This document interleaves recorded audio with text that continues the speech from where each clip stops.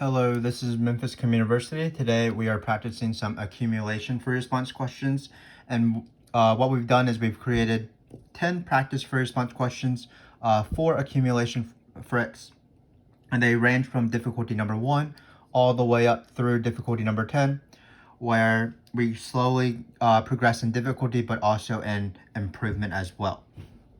So this is difficulty number 2. This is probably the most important video of this video series because now we're introducing two rates, what I call rate in and rate out. So keep in mind that in the difficulty number 1 video, it'll be very similar to the what we covered there. I didn't really cover it incredibly. Hopefully I'll explain things better in this video. But in that video, we only had one rate, and in this video we have two rates, a rate in and a rate out. These free response questions are so common. I can rattle off a bunch of these examples up for you.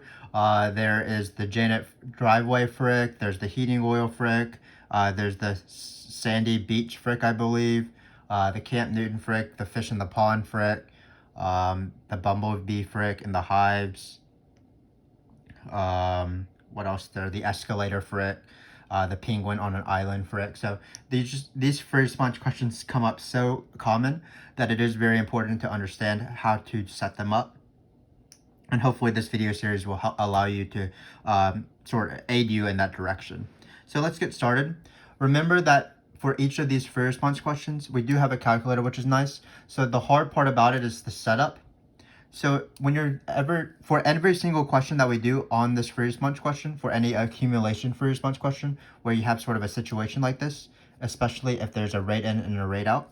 So let's just first label this, rate in and rate out. So rate in, rate out. You always need to be making two decisions consciously, which is the first one is similar to our difficulty number 1 video, which is, do I take a derivative of something? Do I take an integral of something? Or do I just plug in a number? Where you're probably going to be taking an integral if you want to find the amount of something, the amount of water that either came in or came out or is at a time. So that's usually when you use an integral. You usually just plug in the number when you want to find rates, because these are rates, whether you want to see if the amount is increasing or decreasing, but not find the actual amounts. And then you would want to take a derivative if you would want to see if the rate in or the rate out is increasing or decreasing, because you want to really consider the rate of the rate in that case. So just keep in mind that we are starting with rates, sort of like in particle motion free response questions. We start off with velocities. If you want to find the amount of stuff, integrals. If you want to find velocities or rates, keep it the same, just plug in. And then if you want to take derivatives to find quote unquote acceleration or the rate of the rate, that would be a derivative. So that's the first decision, and that decision was the same decision as in difficulty number 1. But we also have a second decision, which is, should we use rate in, should we use rate out, or should we use both? And usually it's pretty obvious whether we are going to use rate in or rate out. You do need to know English words, like if we want to find how much water came into the tank, that obviously be rate in. Or if you want to see how many people left the escalator, that'd be rate out. And then whenever you're trying to find the amount at a certain time, it does matter sort of the relationship between rate in and rate out. So we're going to use both of them. And anytime you use both of them, it's always rate in minus rate out. So I actually don't call these free response questions accumulation free response questions. I call them rate in, rate out free response questions, where sometimes there's no rate out. For example, in difficulty number 1, where there was just a rate of change. And whenever you think about rate in, rate out, what you would want to think about is just remember the phrase is rate in minus rate out. So that has been a very long introduction, but hopefully that will give you sort of what to look for as you do each of these questions. So we have the first question. It says, how many gallons of water are in the tank at t equals 5? So I usually use the letter A for the amount. And notice in this case, we are going to be finding the amount of water, not the how fast is the amount changing or how fast is the rate changing. So we are going to write an amount. And whenever you're finding the amount of something, again, you're going to be doing integral. So when we decide our question, integral, derivative, or plug in, we're just going to do an integral in this case. Again, because we're trying to find the amount at a time, that means that we're probably going to have to use rate in and rate out and see how they compare. So it's going to always be the integral of rate in, rate out. I'm going to change these variables to x's, and I'll tell you why later. So when you form the amount formula, it's the same thing as the Fundamental Theorem of Calculus, or the Fundamental Theorem of Calculus forms this formula, I guess is a better way to say it. This is the same formula as the position formula and particle motion free response questions. It's the same formula when you want to find f of x in graph for x, when you're given an f prime graph. It is the Fundamental Theorem of Calculus. It does appear quite often. And what you need to do is you always want to add the initial amount, so a is 0, and then you're going to put the initial time, on the bottom, and then you put t on the top. So this is what I call the amount formula. It comes from the Fundamental Theorem of Calculus. I set it up in the same way each time. I plug in 0 into the bottom of the integral, or whatever the given time is, which is usually 0, but just be careful, it's not always 0, so it's up here. And then the given amount, 35 in this case. And then, of course, I have t at the top, and when I plug in numbers eventually, for example, 5, I only want to plug it into the top and not into the integrand, or what is inside the integral, and that's why I change these variables t to x's, because when I plug in numbers for t, I'm just going to replace the t's. So in this case, now we're ready to find the amount at 5. So a of 5 is equal to, again, the initial amount is 35, that is in the givens, plus the integral of 0 to 5 now. And we're not going to find r of 5, we're just going to plug this in. And this is the setup. Sorry, this should be x's. Didn't really see what I was writing there. Again, we want to only plug in t's into the top. So what we're going to do is we're going to type this into our calculator.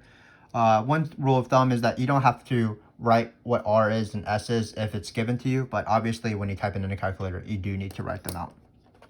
So remember that when you type in things into the calculator, not everything is trivial. Like, people make calculator mistakes all the time. I'm probably the biggest culprit of that. So just be careful and be patient when you type it in a calculator. So we have 35 plus math. Oh, also be careful that your calculator is in radians, because there's a trig function in this case. You don't want to miss points just because your calculator wasn't in radians.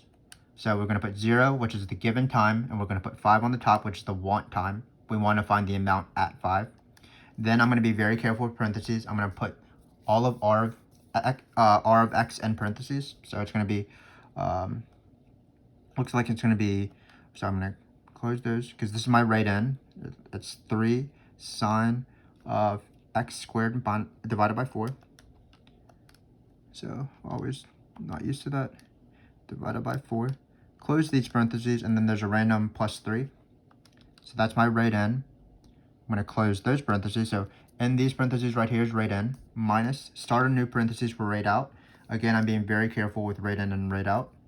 So it's 2 cosine of square root. Where's that square root button? It is right here. 5x. Go outside of the square root, close those parentheses, and then write plus 1, and then close the parentheses for the right out. Then for the dx or the dt, you just choose the variable that you chose in the integrand. We'll let the calculator do its thing. His name is Freddie, and it looks like we got 51.992. We always round to 3 places after the decimal. 51.992. And this is the most important part of this free response question, this very beginning part. Again, this is the amount formula. You will use it on every single free response question, and actually we're going to use it again when we do maximum and minimum. So how do you set it up? Given time, given amount, you plug in numbers that you want into the integral.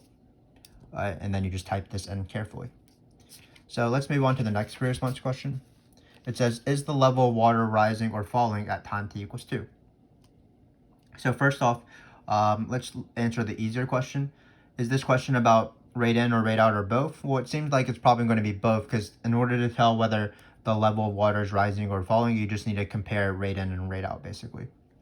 And then the question is, do I take a derivative, or do I take a integral, or do I just plug in? Well, I'm going to do this question pretty precisely because I like to do all increasing, decreasing questions. So this is the same thing as, is the amount, so we can reword this as, is the amount increasing or decreasing?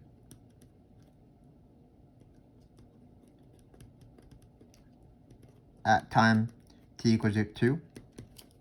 So anytime I have an increasing decreasing question, what I want to do is I want to find the function I care about. So in this case, it's the amount formula, the most important formula in this free response question. So in this case, it's 35, and again, it's the initial amount, 0t of r of x minus s of x. Great. And then anytime I want to see if a function is increasing or decreasing, I take its derivative and see if it's positive or negative. So in this case, what is the derivative of a prime of t? Or what's the derivative of a of t, which is a prime of t? Well, the derivative of 35 is 0 because it's a constant. And then this is the second part of the fundamental theorem of calculus. The first part of the fundamental theorem of calculus allowed us to form this formula.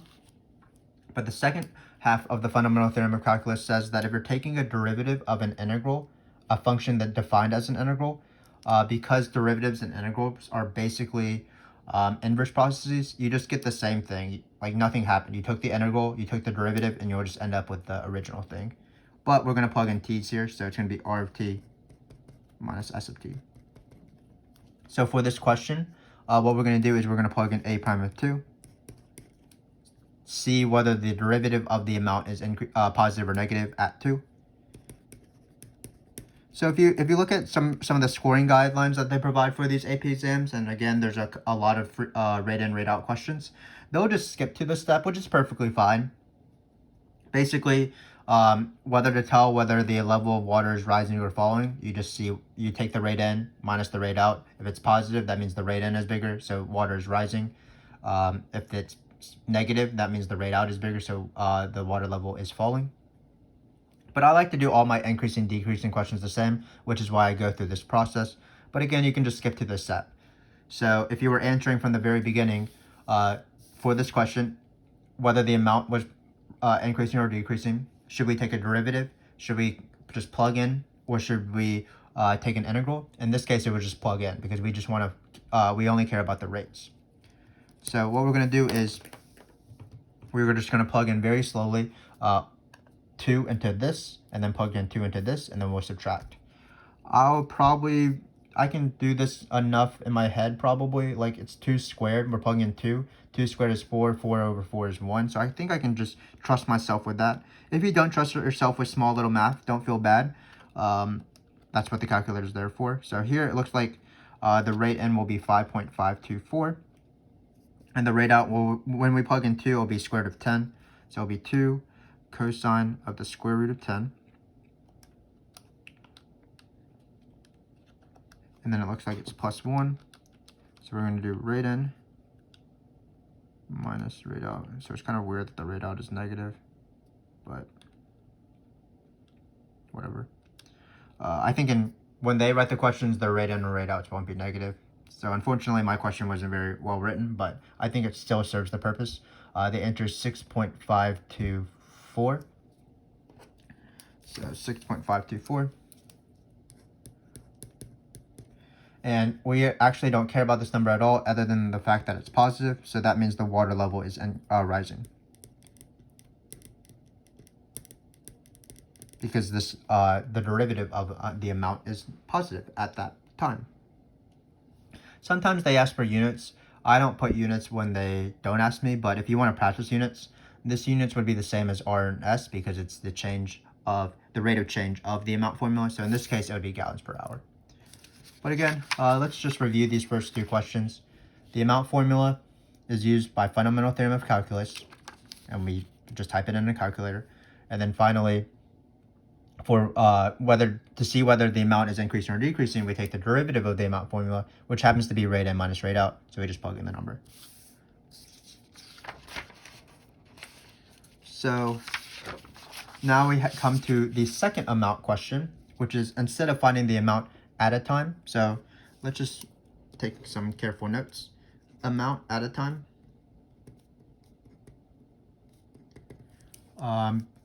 What it will be, we'll be using the given. So remember, it's a of 0 plus integral 0 to t rate in minus rate out. Basically, what happens is you want to find the amount at a time. What you need to do is you want to find the net change or the accumulation of water from a certain time period, and then you have to add the initial to find the amount at the time you want. There is another question, which is this question right here. We will be taking an integral because it involves finding the number of gallons or the amount of gallons of a rate. But for amount over time period,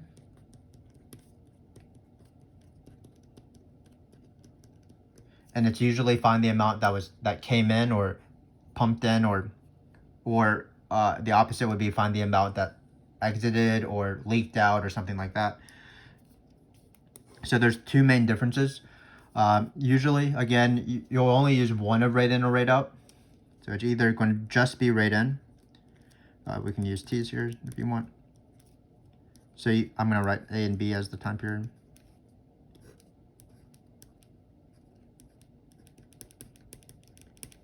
So these are the two main differences. For amount at a time, you use both of them because both of them affect the question, and you add the initial so that you can find the amount whenever you want. For amount over a time period, you probably only are using one of each because you want to find the amount that either came in or the amount that exited. So you would just use one of each. And also you don't add the initial time because you don't add the initial amount because the initial amount doesn't affect what is going on during that time period, the net change of the amount of water during the time period. That's what the question is asking. So in this case, all we're going to do is we're going to take the integral from 0 to 5 of either rate in or rate out. In this case, it will be rate in. So remember, we can just write R of t. Let's do one small thing. Let's say round to the nearest whole number.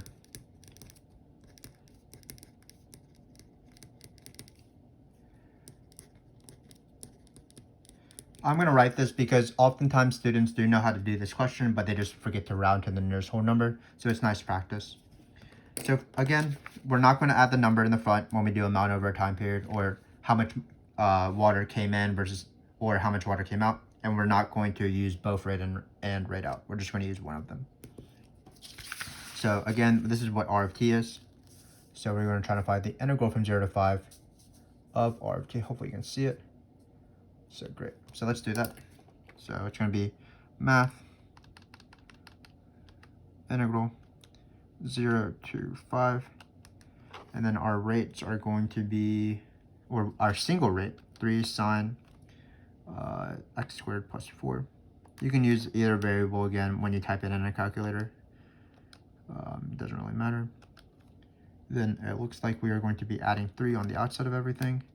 And then we're going to write dx. So it looks like 17.583 gallons came into the tank over this time period. But remember, don't get too excited that you have the answer. Sometimes they ask a additional step, which in this case is round. So we're going to write 18. And then what would be the units? Well, the units is gallons because we're finding the amount of gallons that came in during this time period. So rate in, rate out FRQs are a little bit tricky. Just keep in mind that there are two amount formulas. One is at a time and one is over a time period. At a time requires you to use both functions as rate in minus rate out and add the initial amount after you do the integral. Amount over a time period usually involves just one of the rate in or one of the rate out, and then you don't add the initial because the initial amount doesn't affect what's going on during that time period. In this case, at a time, you care about the time period and then the change of the time period relative to the initial amount to find the amount at a certain time. Hopefully that makes sense. So this is the most important formula, but you'll see that part A or B or C, one part will probably be one of these two. So we are now moving on to the least, which is the absolute min of the amount formula. So here what we're going to be doing is we're going to be doing the closed interval method for absolute maximum or minimum. So check out our video if you want to watch specific examples of that. But in this case, I'm going to get started. So again, anytime I find absolute maximum or minimum on the AP exam or in calculus in general, what I like to do is I like to locate the thing that I care about, which is the thing I want to see when it has the max or the min. In this case, it's the volume of water, which is the amount of water. So it's the amount formula. Notice how important the amount formula is. It appears in basically every single part of this free response question practice. So we're going to write a of 0. We're going to write 0 to t r of x minus s of x. If you want, you can replace this a of 0 with 35 because that's what a of 0 is. So we can just write 35 here. Keep in mind that for some reason people do know the amount formula, like in this case right here. But when the amount formula requires to be, as you're doing the absolute maximum process, I don't really know what I'm saying right now. Some students plug in 5 into the top, but you don't want to do that because that's the amount at 5. But you want just the amount formula to be something you can plug in variables into when we do the table. 5 will be one of those variables, but you want to be able to plug in other numbers as well. So we're going to still keep this as a t on the top. The second step is always the critical point step. That's where the derivative equals 0. So not just the derivative itself, but where it is equal to 0. In this case, as we've talked about, the derivative using the Fundamental Theorem of Calculus Part 2, or just common sense, is the rate in minus the rate out. So what you have to do is you have to get Freddy out here, and you have to be careful with parentheses. Let's graph this thing, and then we're going to see where the zeros are. So let's see what rate in minus rate out is.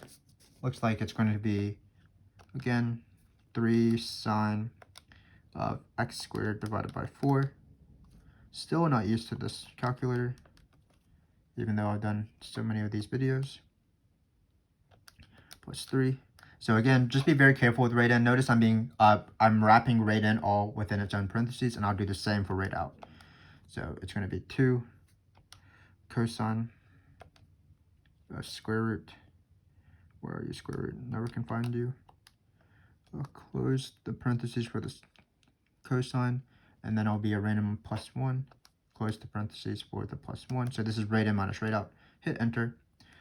One thing I suggest is to change your windows so that it will be zoomed in nicely, and usually you use the interval that they give you. So in this case it's 0 to 5. So I'm going to change this to like 5.2ish. Then I'm going to hit graph. So it looks like rate in minus rate out isn't crossing 0 except at that point right there. So this is the point we care about, and actually a second point right at the end. So we have 2 zeros here. Let's quickly find them. So what we're going to do is don't use the trace button. We're going to go to 0. Left bound means go to a little bit to the left of the 0. So a little bit left to the 0. Right bound is a little bit to the right of 0. And then guess is just to help our friend Freddy out. And it looks like we have 4.043. So I'm going to write that down first. T is equal to 4.043. Then, unfortunately, we have to do it again, but it's not going to be too bad. Let's just hit second calc again. Left bound of this 0 now. Right bound of this 0. So go to the right of it. And then guess for Freddy. And it looks like it's going to be 4.775. So these are my 2 zeros. Now I'm ready for the third step, which is the most annoying step, which is the table. You have t values. Remember that you plug in any critical point within the table, within the endpoints, and also your endpoint. So it's going to be 0, 4.043, 4.775, and 5. And finally, for the right column, this is why I like to write the locate step, because it'll be easier to plug in values. If you can see it, hopefully you can see the table and the function as well. And again, when we plug in these values, we're only going to plug it into the integral at the top. So if you remember from the first question, we have already found a of 5. Let me re-scroll up to that. So a of 5 was right here. Let me scroll over. So a of 5 is just plugging in 5 here, so it'll be 35 plus the integral from 0 to 5 of rate in minus rate out. So 0 to 5. That number, I believe, was 51.992. I'm assuming that these values will be similar, but it will still be, we still have to do them. So when you have to do multiple values here, remember all you're doing is changing the top number. You're not changing any of the x's inside the integral. So it's actually not too terrible of a process. because you're just scrolling over, changing this top number, hitting enter. So it looks like this one will be 51.848, so it's very close, but smaller. Now we're going to do 4.043. So again, scroll down.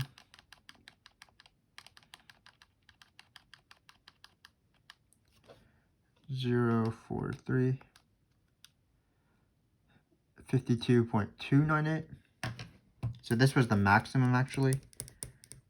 And you can do the same thing with 0, but remember, if you're going to plug in 0 here, any integral from itself to itself, any number to itself, so 0 to 0, 7 to 7, something like that, that's going to be 0 area under the curve, so then entire integral is 0. So of course, a of 0 was 35. So the least amount of water is going to be at the initial amount, actually, because it looks like more water is coming into the tank than is coming out. So to justify our answer, all we have to do is just write this, basically that this is the biggest one. At time is equal to 0, the amount of water is least with 35 gallons. And that is the end of this free response question. So hopefully everything was sort of understandable. Hopefully I was able to explain things in a way that you could comprehend it. I think I did better than my difficulty number 1 video, which is good because rate in and rate out is more common. Let me just go over everything just briefly so I can hear myself talk, which I love to do. So in this case, remember, you're always deciding, should I take an integral, should I plug in, or should I take derivatives? Whenever you're finding the amount of something, you're always going to be taking an integral. And then amount at a time is such an important formula that most of my students memorize it and they know that they're going to use it eventually on accumulation fricks. It's always the initial amount plus the integral from 0, or whatever the given time is, but that's usually 0, to t, rate in minus rate out. And when you plug in numbers, you only plug it in to the top. Then, if you want to see whether the amount's increasing or decreasing, you find the derivative of the amount formula, which happens to be rate in minus rate out. So in this case, you kind of just started right here, plugged in a number into rate in minus rate out, and then got a number. And if it's positive, that means the amount's increasing. If it's negative, that means the amount is decreasing. Finally, there are 2 amount formulas that you have to be aware of. Again, we've talked about this amount formula quite often. It's always something plus the integral. This comes from Fundamental Theorem of Calculus. But sometimes you're only finding the net change of the amount over a time period. And remember, in those questions, what's different is that you don't add the time because you don't really care about the initial time as you find the net change over a time period. And also, you're usually finding the amount that came in or the amount that exited. So you're only going to use either one of rate in or rate out. But it's still going to be an integral. And then finally, at the end of these free response questions for these accumulation fricks in, rate out, rate in minus rate out, usually they do ask absolute maximum or minimum in the last question, and it's this process. So you locate the amount formula, which we've written quite a bit of times. You take the derivative, which is rate in minus rate out. Use a calculator to find these zeros. Then for each of the zeros that fit within the interval, you plug in those zeros and the endpoints into your locate step, which is in this case is the amount formula. So you're only going to plug it into the top. Remember to add the initial amount. So hopefully this was useful. This was a very standard accumulation frick or rate in minus rate out free response question.